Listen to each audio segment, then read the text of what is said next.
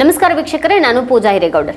ಚುನಾವಣಾ ಆಯುಕ್ತರ ನೇಮಕದಲ್ಲಿನ supreme court ಪಾತ್ರ ಮತ್ತು ದೋಷಗಳ ಬಗ್ಗೆ ಮಾಜಿ ಮುಖ್ಯ ಚುನಾವಣಾ ಆಯುಕ್ತ ಎಸ್.ವೈ. ಖುರೇಶಿ ಅವರು ಏನು ಹೇಳ್ತಿದ್ದಾರೆ?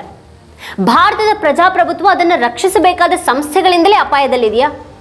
ಚುನಾವಣಾ ಆಯುಕ್ತರ ನೇಮಕಾತಿಯ ಮೇಲೆ ಸರ್ಕಾರದ ಪ್ರಭಾವ ಮಿತಿ ಮೀರಿದೆಯಾ? ಡಾಕ್ಟರ್ ಎಸ್.ವೈ. ಖುರೇಶಿ ಅವರು ಹೇಳೋ ಹಾಗೆ ಪ್ರಸ್ತುತ ಕೊಲಿಜಿಯಂ ವ್ಯವಸ್ಥೆ ಪ್ರಜಾಪ್ರಭುತ್ವದ ರಕ್ಷಣೆನಾ ಅಥವಾ ಅಣಕನ? ಚುನಾವಣಾ ನೇಮಕಾತಿಗಳು ಪಕ್ಷಪಾತದಿಂದ ಕೂಡಿವೆ ಅಂತ ಆರೋಪ ಇರುವಾಗ ಭಾರತ ನಿಜವಾಗಿಯೂ ತನ್ನನ್ನು ವಿಶ್ವದ ಅತಿ ದೊಡ್ಡ ಪ್ರಜಾಪ್ರಭುತ್ವ ಅಂತ ಕರೆದುಕೊಳ್ಳಬಹುದಾ?